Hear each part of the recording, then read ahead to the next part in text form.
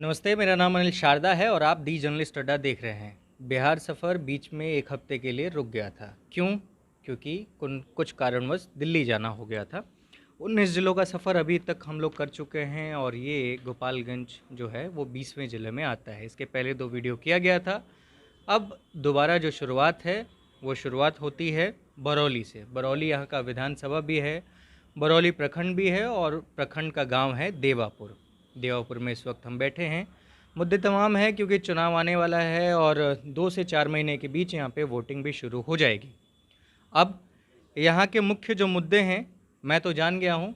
आपको जानने से पहले मैं लोगों का परिचय करवा दूंगा और ये खुद ही बताएंगे कि क्या क्या प्रमुख मुद्दे रहे हैं और उसके बाद जो मैंने इस विधानसभा के लिए रिसर्च किया है उस पर हम लोग बातचीत करेंगे। तो सबसे पहले अपना नाम बताइए, परिचय। मेरा नाम कर्ण सिंह हुआ। जी मैं यहाँ का स्थानीय निवासी हूँ, देवापुर पंचायत का। जी। कर्ण सिंह जी, देवापुर नहीं, पूरे बरौली विधानसभा की कमियों के ऊपर बातचीत करें क्योंकि अब ये इलेक्शन का माहौल है। तो अब पंचायत स्तर पे नहीं, विधानसभा स्तर पे बातचीत होगी। जी, तो यहाँ जो मुख्य मुद्दा है, यहाँ बरौली विधानसभा में जो भी जनप्रतिनिधि हुए हैं या वर्तमान हैं, सड़क पे जो भी यहाँ की स्थिति है सड़कों की, वो बहुत बुरी है। इस 4 साल बीत जाने के बाद भी उसमें कहीं विशेष प्रगति नहीं हुई है। जैसे NH 28 मिर्ज़ापुर से जो प्रखंड मुख्यालय को जोड़ने वाली सड़क है, उसकी आज भी स्थिति वही है जो पहले थी। कुछ अगर किसी पेशेंट को लेकर कहीं जाना है तो आप किसी सवारी से आसानी से जा नहीं सकते हैं बारिश के मौसम में। बारिश के मौसम में। ये सब मुद्दे हैं जिस पे जनप्रतिनिधियों का कोई ध्यान नहीं है। तो ये तो 5 साल हो गया ना। यहाँ पे विधायक कौन है? नेमतुल्लाह, मोहम्मद नेमतुल्लाह। हाँ, यहाँ पर राजद के विधायक है मोहम्मद नेमतुल्लाह। तो क्या उन्होंने 5 साल में उस सड़क की स्थिति को सुधारने की कोशिश नहीं की? नहीं, अगर सड़क की स्थिति सुधारने की कोशिश किए रहते तो आज वो स्थिति नहीं रहती जो आप देख सकते हैं अभी। इस पे उन लोगों का कोई ध्यान नहीं है। बाकी अपना राजनीति वो जो लोग कर रहे हैं उसी पे है। बस पार्टीगत राजनीति करनी है गवर्नमेंट मतलब पार्टीगत राजनीति के अलावा उन लोगों को कोई पब्लिक के मुद्दे से कोई मतलब नहीं है। तो आप लोगों ने कभी कोई आवेदन, कभी कोई ऐसा छोटा मोटा आंदोलन की जाइए और जाके विधायक जी के ऊपर चढ़ाई करके पूछिए कि भाई साहब आपने ये रोड क्यों नहीं जाम बनवाया है और भी चीज़ें, तो क्या ऐसा कुछ पूछा नहीं आपने? विधानसभा में वो लोग उपलब्ध नहीं रहते हैं, उन लोगों को खोजना बहुत बड़ी बात है। कहाँ के रहने वाले हैं? अठखम्बा करके एक गांव है, वहाँ के हैं। इधर बहुत कम देखे जाते हैं वो। नहीं तो वो गोपालगंज का ही जिला है ना? नहीं, सिवान जिले में हुआ वो घर, उनका सिवान जिले में हुआ। विधानसभा क्षेत्र बरौली का प्रतिनिधित्व करते हैं, लेकिन अगर खोजना पड़े तो बड़ी मुश्किल काम है ये कि अपने जनप्रतिनिधि को हम लोग खोज सकें अपने मुद्दे को उठाने के लिए। अब उसके लिए समय निकालना होगा, अब कुछ दिन कि कहाँ हैं, कब मिल जैसे पाएंगे। आरजेडी के बाकी नेता हैं, तेजस्वी हैं और उनके भाई साहब तेज प्रताप लोग हैं जो अपने विधानसभा में कभी नजर नहीं आते। नहीं, आज तक तो यहाँ भी वही स्थिति है कि वो लोग कब उपलब्ध हैं ये जनता को पता नहीं है। कहाँ अपने मुद्दे को रखेगा। जी, अपना नाम बताइए और आपके नज़र में क्या क्या समस्याएं हैं आपके विधानसभा को लेकर के, उस पर जरा नज़र बनाइए अपनी। हमारा नाम हुआ झुन्नू सिंह। हम इसी पंचायत के देवापुर के निवासी हैं। और जो समस्या वो बता रहे हैं रोड संबंधित, वो तो समस्या सही है। ठीक है। और इतनी बड़ी महामारी चल रही है कोरोना की, उसके बाद भी जो वर्तमान अभी के विधायक हैं वो लगता है कि कोरोना शुरू होने के पहले ही वो अपने आप को क्वारंटाइन कर लिए हैं। अच्छा। आज तक कहीं क्षेत्र में वो दिखाई नहीं दिए। यहीं यहाँ के जो जनप्रतिनिधि है उन लोगों का विकास का काम तो ऐसे आप लोग घूम रहे हैं तो देखिए रहे हैं रोड पर क्या है। हर जगह रोड का वही स्थिति है। किसान लोगों का कोई मुद्दा हो तो वो लोग उठा नहीं पाएंगे, क्योंकि मिलेंगे ही नहीं तो उठाएंगे कहाँ, कोई उनसे क्या बात करेगा। बस चुनाव के समय में 1 महीना पहले वो आएंगे और आकर के अपने जो 2-4-10 उनके एजेंट हैं उनके माध्यम से घूमेंगे, अपना वोट का बात करेंगे। नहीं, ये समझाइए कि पिछले 5 साल में क्या आपने उनको नहीं देखा है? ना, हम लोग तो बस चुनाव के बाद तो कभी देखबे नहीं किए। चुनाव के बाद इस माने विधानसभा क्षेत्र में उनका कोई चेहरा भी नहीं दिखाई दिया। ऐसी हालात है मतलब विधायक की? हाँ। अच्छा, तो आप लोगों ने कभी फ़ोन करके नहीं पूछा उनसे कि साहब कभी आइए दर्शन दीजिए? फ़ोन करने के बाद भी उनसे कोई संपर्क नहीं हो पाता है। बहुत लोग ऐसे, हम तो नहीं किए हैं, लेकिन बहुत लोग बताते हैं कि इस काम के लिए हमने फ़ोन किया तो उनसे बात नहीं हो पाई। या वो आश्वासन दिए जा रहे हैं तो करा देंगे, अभी तक उन लोगों का भी काम नहीं हुआ है। अच्छा। तो जब मिलेंगे तब ना कोई अपना मुद्दा उनके पास रखेगा। ठीक। तो ये हालात हैं बरौली विधानसभा के, और विधायक जो हैं उनके बारे में अब जान लिया गया। अब मेरी रिसर्च की बारी आती है। अब मैं आपको कुछ बताना चाह रहा हूँ कि क्या कुछ है क्या नहीं है। सड़कों की बात जहाँ तक हुई, तो सड़कों की बात मैं बता दूं कि ये जो NH 28 से मिर्ज़ापुर होते हुए बरौली ब्लॉक, यानी कि बरौली ब्लॉक पड़ता है, बड़ा ब्लॉक है, वहाँ पे अगर आप जाएंगे तो मिर्ज़ापुर से बरौली ब्लॉक के बीच की दूरी कोई 3.5-4 किलोमीटर की है। 4 किलोमीटर 4 किलोमीटर की है। वो 4 किलोमीटर का रास्ता आपको नापने में मुझे लगता है कि आधे घंटे का समय लग जाएगा, इस कदर वो रास्ता ख़राब है। बीच में न जाने कितने जगह पे पानी लगा हुआ है। उसे सुधारने वाला मुझे नहीं लगता कि अभी तक कोई बना या क्या रहा। ये तो यहाँ के नेता विधायक ही जानते हैं। जो मेरा अपना एक्सपीरियंस रहा वो मैं आपको। अब बात कर लेते हैं यहाँ के हॉस्पिटैलिटी की। हॉस्पिटैलिटी के क्या हालात हैं ये पहले तो ये लोग बताएंगे, उसके बाद मैं बताऊँगा। अस्पताल कैसे हैं यहाँ के? यहाँ के अस्पताल, प्रखंड स्तरीय अस्पताल में तो कोई सुविधा उतनी है नहीं। अगर आप किसी तरीके के बीमारी से ग्रसित हैं या कहीं भी किसी तरीके का एक्सीडेंटल जोन तो है ही, NH पे फटा हुआ है प्रखंड अस्पताल।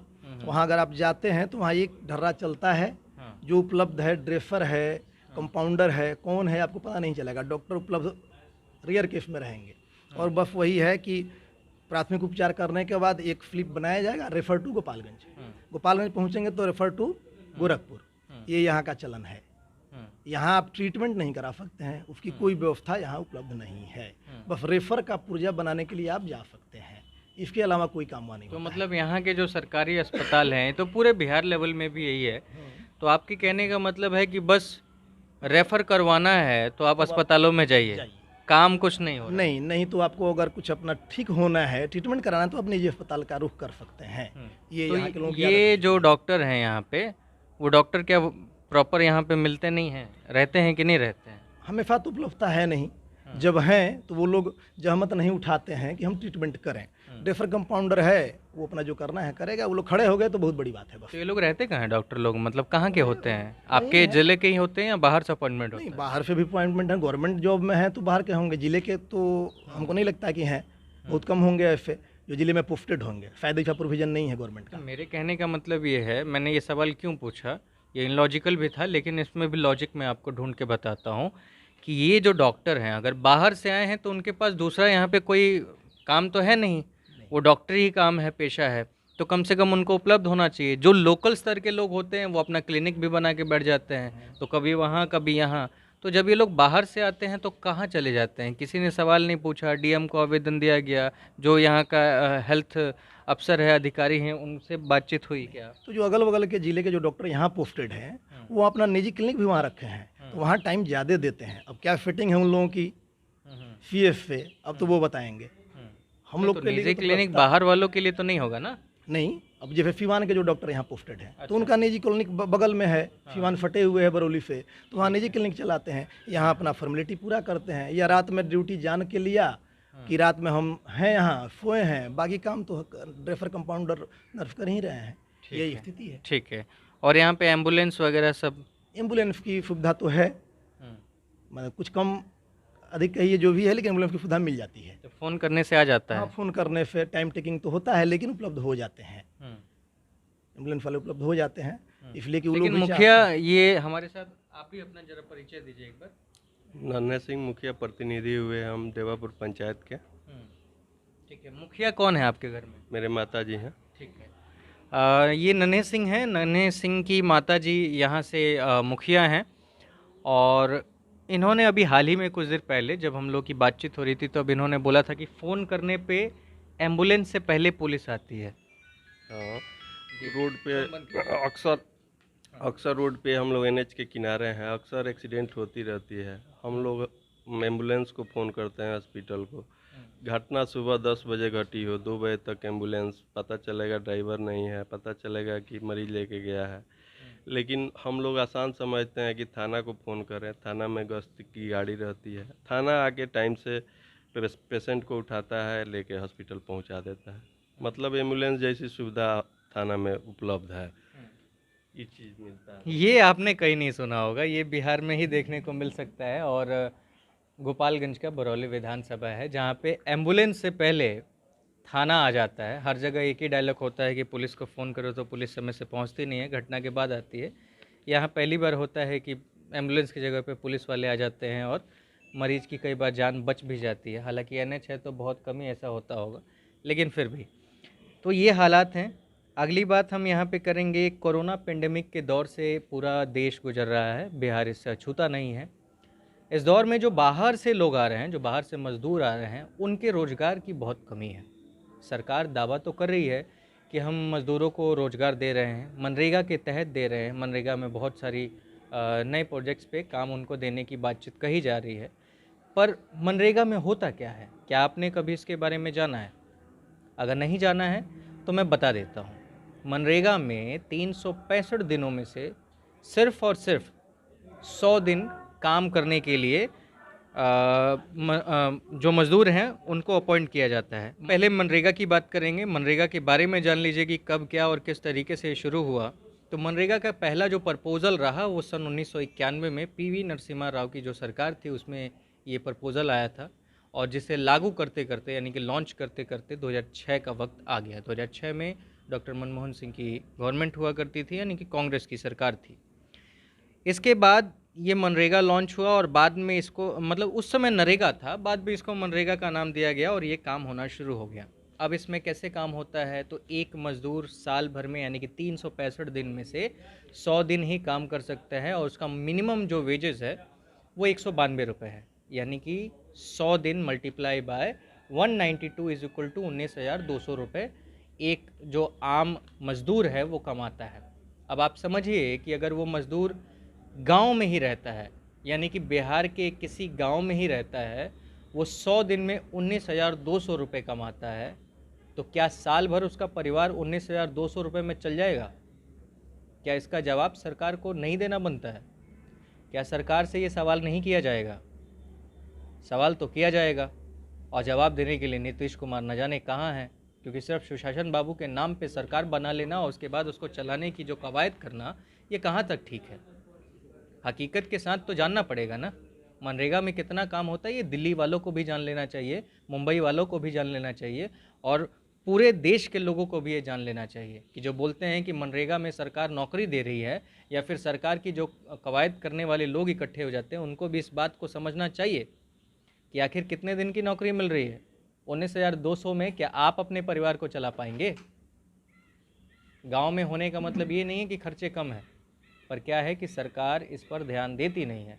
सरकार को तो दिखाना है कि मनरेगा में है, नौकरी दे रहे हैं, फलाना दे रहे हैं, ढिमकाना दे रहे हैं। शायद इस समय लॉकडाउन में 202 दिन की अवधि कर दी गई है, यानी कि 202 रुपये की कर दी गई है, तो उससे क्या ही कुछ होने वाला है, आप देख सकते हैं। 202 यानी कि 22,200 रुपये, 20,200 रुपये, इससे ज़्यादा क्या ही होने वाला है। तो ये सरकार की कमियां हैं जिस पे नज़र पड़ती नहीं है, और जो दिल्ली की मीडिया है, बड़े बड़े मीडिया घराने हैं, वो उसी चीज़ को दिखा के सरकार की कमियों को छुपा देते हैं, और आम जनता जो है, आम मज़दूर जो हैं, वो त्रस्त रहते हैं। तो बिहार के डेवलपमेंट का यही एक स्तर है। मैं आप लोगों से ये पूछना चाहता हूँ कि आप लोगों के यहाँ मनरेगा के तहत कितने लोगों को क्या नौकरियाँ मिली है? क्या आप लोग में से कोई भी जो लोग काम करता है वो 19,200 या फिर 20,200 रुपये में अपना साल भर खर्चा चला लेगा? अगर एक परिवार में एक आदमी हो, एक पत्नी हो, 2 बच्चे हों, माता पिता हों, तो कैसे चलेगा? उसकी तो मजबूरी है, सरकार वही दे रही है तो वो कर क्या सकता है। उसके लिए बाकी 100 दिन के बाद वो फिर अपने मजदूरी की तलाश में है, मिलता है तो ठीक है, नहीं मिलता है तो जो दिक्कत है उसको झेल रहा है। उसके हाथ में तो कुछ है नहीं, वो वर्क तो गवर्नमेंट से ज़बरदस्ती ले नहीं सकता है। 100 दिन के बाद वर्क लेना उसकी बस की बात नहीं है, तो कहीं ना कहीं काम ढूंढना है और फिर बिहार छोड़ना है, बिहार से बाहर जाना है, और जैसे तैसे चल रहा है। अभी जो स्थिति हुई लॉकडाउन में, जब सारे मजदूर वहाँ से आए तो सरकार का एक निर्देश आया कि जितने लोग हैं सबको हम रोज़गार देंगे यहीं मनरेगा के तहत, लेकिन ऐसा कुछ खास कुछ तो हुआ है कि गवर्नमेंट प्रेफर बना रही है कि मनरेगा में वर्क दिया जाए, तो जहाँ जहाँ के जनप्रतिनिधि मुखिया जो भी हैं वो लोग अपने से जॉब क्रिएट किए हैं, जॉब क्रिएट करके मजदूरों को काम भी दिए हैं, लेकिन हर जगह ऐसा नहीं है। मेरे पंचायत में दिया गया, बहुत लोग संतुष्ट हैं इससे, वो काम किए, अभी कर भी रहे हैं। काम मिल रहा है, मान लिया, हाँ। मेरा सवाल ये है सीधा कि क्या 19,000 रुपये में या 20,000 रुपये में एक साल तक एक परिवार चल सकता है? नहीं चलेगा। वो कितना हुआ 60 से 70 रुपया पर डे हुआ। अगर उसको आप 365 दिन में बांटते हैं तो 70-72 रुपये होता है। और 70-72 रुपये में अगर मिनिमम 5 आदमी है उसके परिवार में, बीवी बच्चा माता पिता अगर हैं, तो 70 रुपये में क्या हो सकता है, ये सरकार भी समझ रही है, आप भी समझ रहे हैं, हम भी समझ रहे हैं। कितना दिन कम से कम आप लोगों को काम मिले तो आप लोगों का परिवार एक साल तक बेहतर काम कर सकता है? कितना दिन? अगर 202 रुपये में 365 दिन भी काम मिले तब तो जाके संभव है कि कुछ मतलब ये हो। 53 रुपये फ़ायदा आते हैं 365 दिन में। अगर आप ये करेंगे 202 रुपये को तो 53 रुपये आते हैं। और 53 रुपये में अगर वो लेबर है, भूमिहीन है, तब तो मनरेगा मजदूर है, वो उसके पास भूमि भी नहीं है, तो वो आदमी 53 रुपये में क्या खरीदेगा, क्या खाएगा। और हर लेबर के पास, ठीक है, खाद्य सुरक्षा योजना सरकार की है, सरकार की नज़र में सबको वो खाद्यान्न दे रही है, लेकिन आज भी बहुत लोग खाद्य सुरक्षा के कार्ड से भी महरूम हैं। अगर वो भी 2 रुपये किलो जो ये चावल गेहूँ है, 3 रुपये किलो चावल है, वो भी अगर सबको उपलब्ध हो तब भी 53 रुपये प्रतिदिन में क्या वो बाकी सब चीज़, फिर उसको स्वास्थ्य की भी चिंता है ना, दवा भी चाहिए, कपड़े भी चाहिए, ये सब संभव नहीं है। लेकिन वो जाए तो जाए कहाँ, ये तो सरकार को सोचना है। मैं आपसे एक और बात पूछना चाह रहा हूँ, मुझे बताएं आप कि ये जो आप किसानी करते हैं क्या, मतलब किसानी है? करते हैं, किसानी करते हैं। गन्ना उगाते हैं? हाँ, उगाते हैं। कितना गन्ना उगाते हैं आप? 3-4 बीघा गन्ना हम लगाए हैं। 3-4 बीघा गन्ना आप लगाए हैं, तो कितना क्विंटल हो जाएगा? और वैसे तो मिल वाले लोग एवरेज बताते हैं कि 15 से 20 क्विंटल एक कट्ठा में होना चाहिए, लेकिन वहीं हमारे यहाँ 10 क्विंटल 12 क्विंटल यही होता है। अच्छा, तो आप लोग के गन्ना में गुणवत्ता होता है? हाँ, सब गुणवत्ता वाली गन्ना हम लोग लगाए हैं। नहीं, आप तो गलत बात कर रहे हैं। क्यों गलत बात कर रहे हैं? या तो आप झूठ बोल रहे हैं या फिर कुछ भी, क्योंकि आपके जो बीजेपी के वो हैं, बीजेपी के जिला अध्यक्ष हैं, नाम है विनोद सिंह।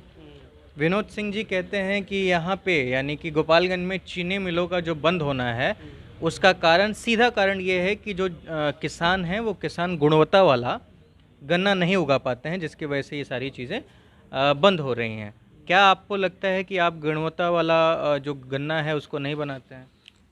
गन्ना हम अपने खेत में लगाए हैं और विनोद सिंह थोड़े हमारे खेत में ला करके बीज दिए हैं जो वो बताएंगे। वो किसान के खेत में जा करके देखेंगे कि कौन किसान गुणवत्ता वाला गन्ना लगाया है, नहीं लगाया है, आगे वो अपने कार्यालय में बैठ के बता देंगे। नहीं, आपके अध्यक्ष जी कुछ तो मतलब शोध किए होंगे। नहीं गए हैं, क्योंकि चीनी मिल के द्वारा आज 3 साल पहले से बगैर गुणवत्ता वाला गन्ना बना कर दिया गया है।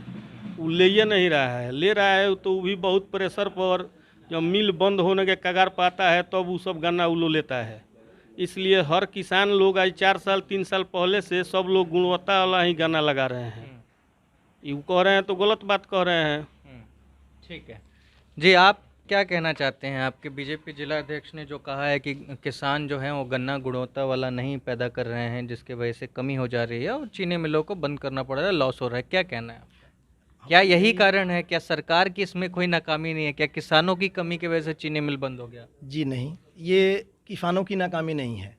विनोद सिंह जिलाध्यक्ष जो भी बोल रहे हैं, या तो वो खेती करते नहीं होंगे, वो राजनीतिक खेती करते हैं। हमको नहीं लगता है कि ज़मीन से जुड़े हैं, किसानों से वो जुड़े हैं। इसलिए कि मिल का आदेश है गन्ना बोने के पहले हमारे पूरे एरिया की नापी कराई जाती है कि प्रति किसान मिल नापी कराएगा कि आप कितना गन्ना बो रहे हैं। उसके बाद उसको मेंशन किया जाता है रिकॉर्ड में कि फलाने किसान ने इतना एकड़ इतना कट्ठा गन्ना लगाया। और मिल जो वैरायटी होती है गन्ने की, जिसमें इल्ड ज़्यादा होता है, जिस गन्ने से चीनी की मात्रा ज़्यादा होती है, वही प्रेफर करता है, उसका बीज भी मिल उपलब्ध कराता है किसान को, और किसान वही बोते हैं। ये शायद जिलाध्यक्ष को पता नहीं है। और उस गन्ने का सबसे पहले पूर्जी जो होता है जिस पे गन्ना गिराया जाता है, मिल उपलब्ध किसान को कराती है, उसका रेट भी अधिक देती है। जिसमें चीनी की मात्रा ज़्यादा है, किसान वही गन्ना गिराते हैं मिल को, और मिल जिसमें ज़्यादा इल्ड है उसको लेता है। अगर कोई किसान रेयर केस में गलत गन्ना बो दिया जो मिल ने अप्रूवल नहीं दिया है, वो गन्ना मिल नहीं लेती है, तो उस दौरान जो किसान है उसकी सारी फसल बर्बाद हो जाती है। उसकी फसल बर्बाद होती है। जिस पर मिल प्रशासन को ध्यान देना चाहिए, सरकार को ध्यान देना चाहिए कि वो या तो इसको अच्छे तरीके से गाइड करें कि कोई किसान गलती से जिसको जानकारी नहीं है। तो मतलब जो आपने मुझे बताया है इसका मतलब ये है कि आप जो बीजेपी के जिला अध्यक्ष हैं उनकी बातों से ताल्लुक़ नहीं रखते हैं, यानी कि बीजेपी के जिला अध्यक्ष जो विनोद सिंह हैं वो गलत बोले, है ना? जी हाँ, वो गलत बोल रहे हैं, उनको फ़ायदे ये पता नहीं, उसको वो पता करें। उनको उनके हिसाब से सरकार की नाकामियाँ वो या तो छुपा रहे हैं, अच्छा। लेकिन सरकार की नाकामी छुपा रहे हैं तो पब्लिक के बात भी तो वो नहीं रख पा रहे हैं। पब्लिक को दोष क्यों दे रहे हैं? जहाँ सरकार को दोष देना है, मिल को दोष देना है, वहाँ वो मिल का सहयोग कर रहे हैं। अगर मिल गलत कर रही है, सरकार का सहयोग कर रहे हैं कि किसान गलत गन्ना बो रहा है जिसमें चीनी की मात्रा कम है तो इसलिए दिक्कत आ रहा है। किसान को दोष देने वाले जिलाध्यक्ष कौन है? या तो वो ज़मीन से जुड़े नहीं हैं, उनका राजनीतिक फसल काटना है, वही राजनीतिक फसल काटते हैं, असल में वो किसान नहीं है, वो कोई फसल नहीं काटते हैं, किसान से जुड़े नहीं हैं मेरे हिसाब से। यही है। ठीक है, अब ये जान लेते हैं कि आपके बरौली विधानसभा में अभी का जो राजनीतिक जो अभी चल रहा है, क्या लगता है इस बार आपके विधानसभा से किसकी जीत सुनिश्चित हो सकती है? इस बारे में तो हम लोग किसको कहा जाए, जो जनप्रतिनिधि हैं वो लायक नहीं हैं। अभी जो वर्तमान हैं उनकी बात आपको बता ही चुके हम लोग कि उनका क्या ध्यान है। अभी जो कोरोना काल चल रहा है, वर्तमान में जो कोरोना काल चल रहा है, इसमें भी वर्तमान जनप्रतिनिधि दिखे नहीं। हाँ, पंचायत स्तर के प्रतिनिधियों का रोल इसमें बेहतर रहा, या पंचायत का सैनिटाइजेशन हो, या मास्क की ये हो, या क्वारंटाइन सेंटर जहाँ जहाँ जिस पंचायत के अंतर्गत बनाया गया था वहाँ इन लोगों का रोल बेहतर रहा। तो पंचायत प्रतिनिधियों का रोल कोरोना काल में बेहतर रहा, लेकिन विधानसभा का जो प्रतिनिधित्व कर रहे हैं या जो पहले करते थे या अभी वर्तमान में कर रहे हैं, उन लोगों का रोल इसमें कहीं नहीं दिखा। रेयर केस में वो लोग कहीं दिख गए हो, ये अलग बात है। तो आपके कहने का मतलब है कि अभी जो जनप्रतिनिधि सिटिंग है उनकी स्थिति बहुत ख़राब है, वो काम नहीं कर पाए हैं, जनता उन्हें एक्सेप्ट नहीं कर रही है, और जो यहाँ पे दूसरे हैं यानी कि कॉम्पिटिटर जो लोग हैं जो विपक्ष में खड़े होते हैं, इस बार दोबारा खड़े होंगे अलग अलग पार्टियों से, वो उस लायक नहीं है जिनको वोट दिया जा सके। ठीक है जी। तो कैसे कैंडिडेट चाहती है यहाँ की विधानसभा? कौन से नए कैंडिडेट आने चाहिए? क्या आप लोग के नज़र में कुछ ऐसे लोग हैं जिन्हें चुनाव लड़ना चाहिए या फिर कुछ और? हम लोग के हिसाब से कुछ ऐसे पंचायत प्रतिनिधि हैं जो विधानसभा स्तर पे भी इस बार कोरोना काल में बहुत अच्छा रोल किए हैं, जिसमें एक नाम आता है राजू सिंह का। जिला पार्षद हैं, जिला पार्षद उनके परिवार से है, और वो कोरोना काल में उनका भी रोल बहुत बेहतर रहा है पूरे विधानसभा क्षेत्र में। अगर ऐसे चेहरे अगर आते हैं विधानसभा में, पिछले बार वो विधानसभा लड़े भी समाजवादी पार्टी से, अगर इस तरीके का चेहरा कोई आता है तो हम लोग जैसे आदमी फील्ड वर्क उनका देख चुके हैं, हम लोग कुछ सालों से देख रहे हैं, तो अगर ऐसे चेहरे आए तो हम लोग के लिए तो बेहतर रहेगा। और अब किसी और नाम बताइए राजू सिंह के अलावा और कौन ऐसे लोग हैं? राजू सिंह किस पार्टी से बिलोंग करते हैं? क्या उनकी पार्टी का पॉलिटिक्स वाला विचार? किसी पार्टी से तो बधे नहीं है। ऑलरेडी 2 बार वो वर्तमान में भी जिला पार्षद हैं, पूर्व में भी रहे हैं। सुना है कि राजू सिंह का बीजेपी के साथ काफ़ी अच्छा रिश्ता है। नहीं, ऐसा तो नहीं कर सकते, अभी किसी पार्टी से बधे नहीं है, किसी पार्टी से है नहीं। पिछली बार उन्होंने सपा से चुनाव लड़ा। अच्छा, ठीक है। और कुछ कैंडिडेट जो आपके नज़र में हैं? आप इस एक बंगरा से मुकेश राय करके हैं जो पिछली बार उन्होंने भी चुनाव लड़ा निर्दलीय, वो भी फील्ड वर्क में हैं। लेकिन इधर अब कोई पार्टी उन लोगों को अगर तरजीह दे, किसी लेवल को लेके आएगा कि जनता तरजीह किस लेवल पे दिया जाता है? पैसे के लेवल पे दिया जाता है या फिर उसके एजुकेशन के लेवल पे या फिर अच्छे काम की वजह से? अच्छे काम की वजह से तो जो भी पार्टियां हैं वो तो अच्छे काम की वजह से किसी को तरजीह नहीं देती, जहाँ तक हम लोग को पता है। ये लोग अच्छे काम करने वाले हैं, लेकिन पार्टी तरजीह नहीं देती है, देगी नहीं देगी तो पार्टी का मुद्दा है। जनता के नज़र में ये लोग ठीक है, लेकिन अब पार्टी किस लेवल पे टिकट किसको देती है ये तो वो जाने, कि पैसे पे देती है या पैरवी पे देती है, ये तो हम लोग नहीं बता सकते हैं।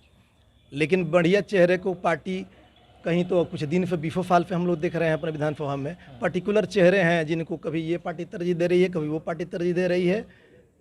लेकिन ग्राउंड से जुड़े व्यक्ति को तो तरजीह किसी विशेष पार्टी में जो भी बढ़िया पार्टी है, जो लेवल है बड़ा बड़ा, वो लोग तो तरजीह दे नहीं पा रहे हैं। जहाँ तक पार्टी के चिन्ह पे कौन कौन से लोग यहाँ से चुनाव लड़ते हैं? मोहम्मद नेमतुल्ला जो विधायक हैं उन्हें छोड़कर बताएं। उन्हें छोड़कर बीजेपी से श्री राम प्रवेश राय ये लड़ते हैं। बाकी यहाँ पे सपा से पिछली बार राजू सिंह लड़े, बाकी तो कोई खास पार्टी, यहाँ गठबंधन था तो एनडीए के गठबंधन से कैंडिडेट जब हो गया, पिछली बार यहाँ आरजेडी और जेडीयू की गठबंधन थी तो उससे नेमतुल्लाह साहब लड़े। ठीक है। तो जब कम पार्टी का गठबंधन हो जा रहा है तो उम्मीदवार की संख्या तो कम हो जा रही है ना। अब आज गठबंधन फिर दूसरा है, उस समय आरजेडी जेडीयू गठबंधन था तो नेमतुल्लाह साहब गठबंधन के कैंडिडेट हुए, बीजेपी कैंडिडेट अप्रवेश राय हुए। इस बार तो स्थिति फिर दूसरी है, जेडीयू और बीजेपी गठबंधन हो चुका है, आरजेडी अलग है। अब उनका किससे गठबंधन होगा, क्या हुआ, तो फिर कोई चर्चित चेहरा अभी तक दिख नहीं रहा है इन लोग गठबंधन का। तो आपके अनुसार राजू सिंह जो हैं वो यहाँ से एक बेहतर विधायक हो सकते हैं, एक बेहतर कैंडिडेट हो सकते हैं यहाँ की जनता के लिए? ये मेरा राय है, आपका राय है? ये मेरा राय है।